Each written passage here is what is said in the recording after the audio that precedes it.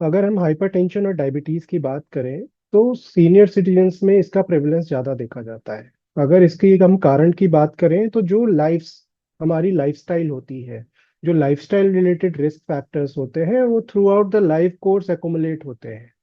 तो वो एक्युमुलेशन एक टाइम बाद हमारे जब इंटरनल रिजर्व्स बॉडी के थोड़े कम होने लगते हैं तो वो मैनिफेस्ट करते हैं डिजीजेस के फॉर्म में। जैसे कि हम बात करें हमारे इंसुलिन प्रोड्यूस करने वाली सेल्स का नंबर कम हो जाना, या हमारे अंदर इंसुलिन रेजिस्टेंस आ जाना, या हमारी आर्टरीज का स्टिफ हो जाना, हमारी बॉडी में हमारे आर्टरीज में कोलेस्ट्रॉल के डिपोजिशन हो जाना। ये सारी चीजें कहीं ना कहीं मेटाबॉलिक डिजीजेस के रिस्क को एज के साथ बढ़ा देती हैं। इसलिए हम देखते हैं ज्यादातर सीनियर सिटीजन्स में हाइपरटेंशन और डायबिटीज जैसी प्रॉब्लम एक यंग एडल्ट से ज्यादा अमाउंट में पाई जाती है।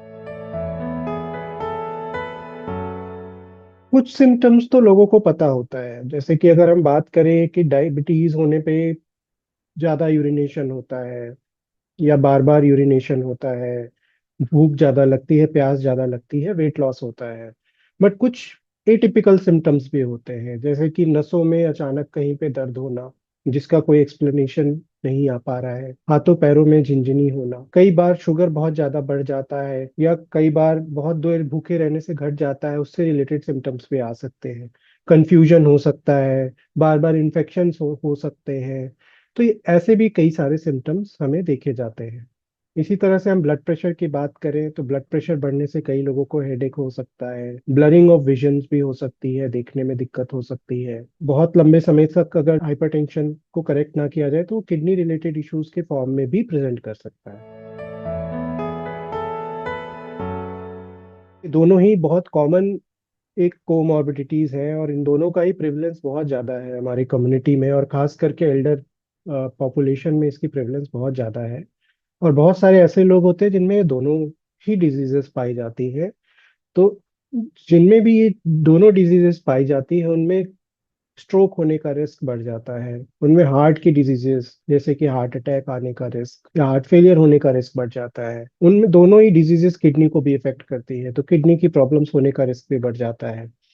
हमारे आंखों में कैटरैक्ट और रेटिनोपैथी होने का रिस्क भी अगर दोनों डिजीज साथ में पाई जाती हैं तो ज्यादा हो जाता है। इसके अलावा nerve related issues, memory problem भी देखा गया है कि दोनों डिजीजेस के प्रेजेंस में ज्यादा होती है।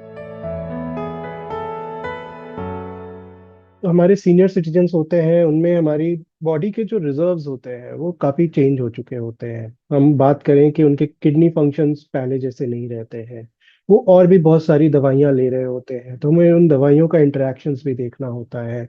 बॉडी के फंक्शंस को भी चेक करना है कि या उनकी किडनी जो दवाइयां हम देंगे उनको हैंडल कर सकती है कि नहीं। प्लस कारण की भी अगर हम बात करें, एक यंग लोगों में हाइपरटेंशन होना का कारण सिंपैथेटिक सिस्टम की ओवर एक्टिविटी होती है कई बार।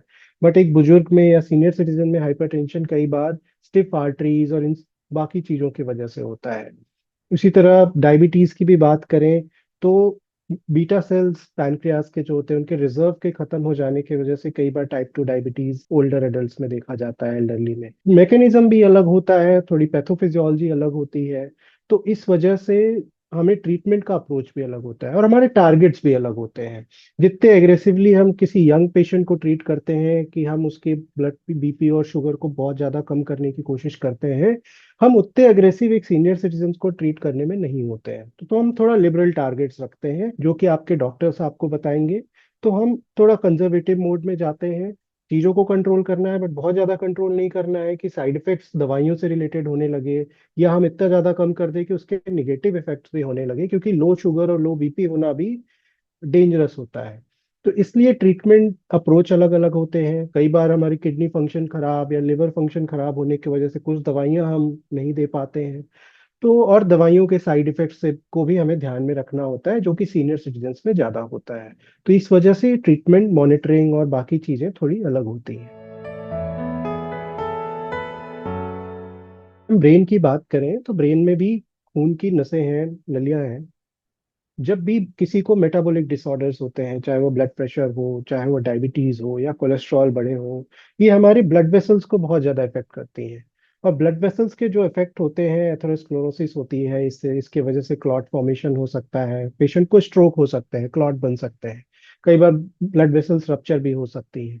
तो इन चीजों का रिस्क ऑटोमेटिक एक डिजीज होने की जगह अगर दोनों होते हैं तो बढ़ जाता है। जैसा कि हमने पहले भी बात किया कि स्ट्रोक होने का रिस्क ज्यादा होता है अगर पेशेंट को डायबिटीज और हाइपरटेंशन दोनों होते हैं। इसके अलावा अगर हम बात करें अल्जाइमर्स डिजीज या डिमेंशिया होना, भूलने की बीमारी होना का रिस्क दोनों है। हाइपरटेंशन भी डायबिटीज भी दोनों रिस्क फैक्टर्स। तो अगर सिर्फ हाइपरटेंशन हो किसी को और सिर्फ डायबिटीज हो, उसके कंपैरिजन में अगर किसी को दोनों चीजें होती हैं, उसमें याददाश्त की बीमारी होने या अल्जाइमर्स डिजीज होने का रिस्क भी ज्यादा होता है।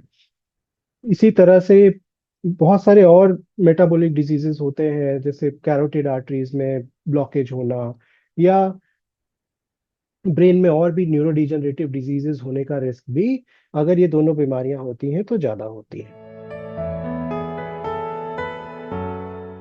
जैसे कि हम अभी भी देखते हैं हमारे देश में प्रिवेंटिव हेल्थ केयर को लेके उतना इंथुजियाज्म नहीं है, या लोग सोचते हैं कि चेकअप कराएंगे तो कोई नई बीमारी पकड़ में आ जाएगी।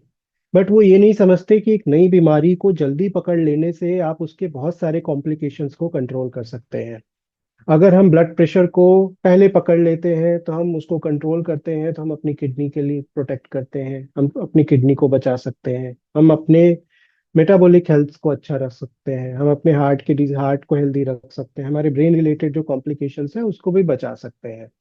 अगर वहीं कोई पेशेंट अगर रेगुलर चेकअप नहीं कराते हैं, उनकी लॉन्ग स्टैंडिंग डायबिटीज है बट उनको पता नहीं है कि कब से है, उन्होंने चेकअप ही नहीं कराया कभी, they may directly land to us with बहुत ज्यादा ब्लड शुगर के साथ, और उनको कीटो एसिडोसिस हो सकते हैं और बहुत सारे सीवियर कॉम्प्लिकेशंस हो सकते हैं, बार बार निमोनिया यूटीआई के जैसे रिस्क फैक्टर्स हो सकते हैं।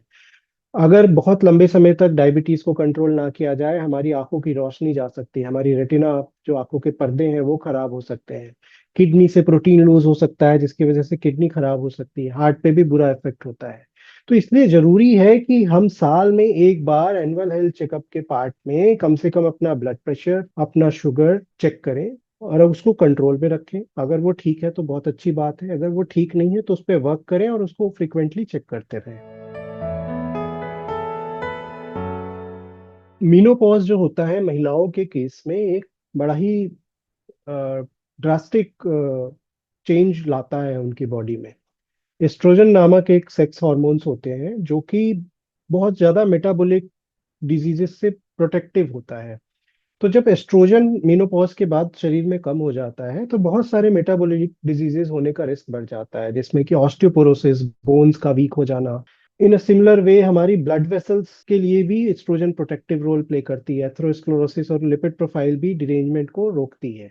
जब हम एस्ट्रोजन के लेवल्स कम हो जाते हैं तो डायबिटीज, हाइपरटेंशन जैसी बीमारियों को होने का रिस्क भी बढ़ जाता है। तो इसलिए महिलाओं में और भी जरूरी हो जाता है कि मीनोपॉज के बाद उनका रेगुलर बेसिस पे हेल्थ चेकअप किया जाए, जिससे इन बीमारियों को स्क्रीन कर पाए और उनकी जल्द से जल्द डायग्नोसिस करके ट्रीटमेंट कर पाए। जो कोई भी एक व्यक्ति कर सकता है वो है फिजिकल एक्टिविटी। इसके अनेक बेनिफिट हैं। फिजिकल एक्टिविटी, चाहे वो एरोबिक एक्सरसाइजेस के फॉर्म में हो, आप रनिंग कर रहे हो, साइकिलिंग कर रहे हो, वॉक कर रहे हो तेजी से, चाहे रेजिस्टेंस एक्सरसाइजेस हो जैसे कि योगा हो, स्विमिंग हो, इवन थोड़े रेजिस्टेंस बैंड्स वगैरह के साथ एक्सरसाइजेस किए जाए, इन सारी चीजों को ये देखा गया है कि हमारे मेटाबॉलिक हेल्थ को तो अच्छा रखती है, ये हमारे ब्लड प्रेशर को कंट्रोल करने में हेल्प करती है, जिसको नहीं है उसको डिजीज होने के रिस्क को कम करती है, जिसको हो गया है उसमें कंट्रोल करने में हेल्प करती है। ये डायबिटीज या HbA1c लेवल जो कि 3 महीने के ब्लड शुगर को बताता है, अगर हम उसमें बात करें तो हम एक्सरसाइज करके उसको भी कंट्रोल ला सकते हैं।